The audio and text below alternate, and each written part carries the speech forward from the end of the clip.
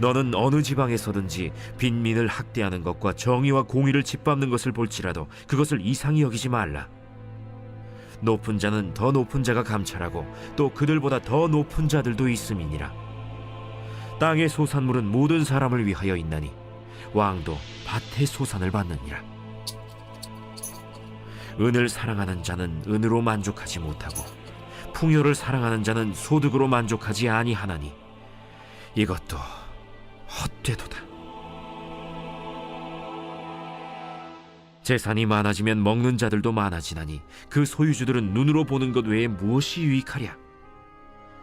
노동자는 먹는 것이 많든지 적든지 잠을 달게 자거니와 부자는 그 부요함 때문에 자지 못하느니라. 내가 해 아래에서 큰 폐단되는 일이 있는 것을 보았나니 곧 소유주가 재물을 자기에게 해가 되도록 소유하는 것이라. 그 재물이 재난을 당할 때 없어지나니 비록 아들은 낳았으나 그 손에 아무것도 없느니라. 그가 모태에서 벌거벗고 나왔은즉 그가 나온 대로 돌아가고 수고하여 얻은 것을 아무것도 자기 손에 가지고 가지 못하리니 이것도 큰 불행이라. 어떻게 왔든지 그대로 가리니 바람을 잡는 수고가 그에게 무엇이 유익하랴? 일평생을 어두운 데에서 먹으며 많은 근심과 질병과 분노가 그에게 있느니라.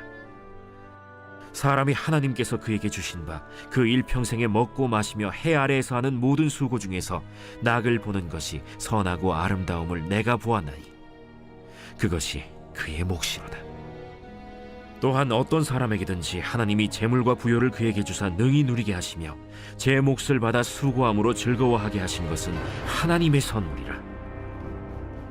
그는 자기의 생명의 날을 깊이 생각하지 아니하리니 이는 하나님이 그의 마음에 기뻐하는 것으로 응답하심이니라.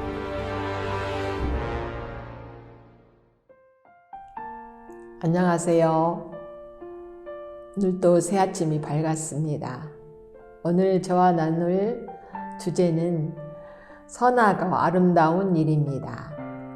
노동과 쉼이 조화를 이룰 때 비로소 삶 전체가 하나님의 선물임을 깨닫게 됩니다.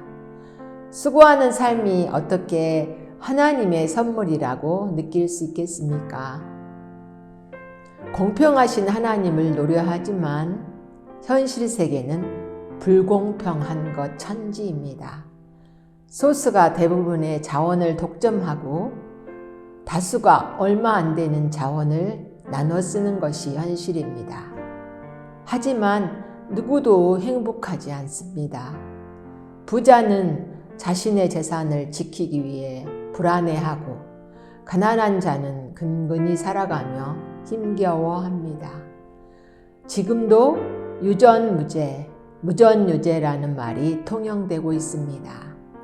공의와 정의를 바탕으로 다스려야 할 지도자들이 뻔뻔하게 이를 짓밟는 현실 앞에서 당혹감을 감출 수 없습니다.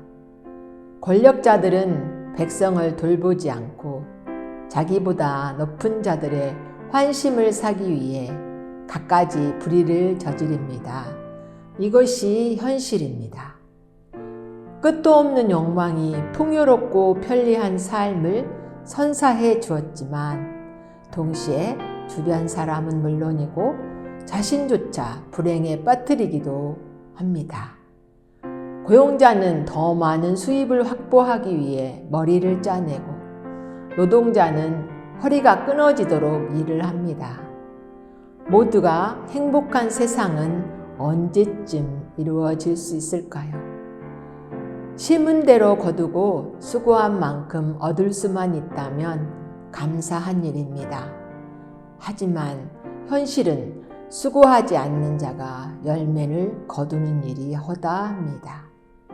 전도자는 수고 중에서 즐거움을 보는 것이 선하고 아름다운 일이라고 말합니다.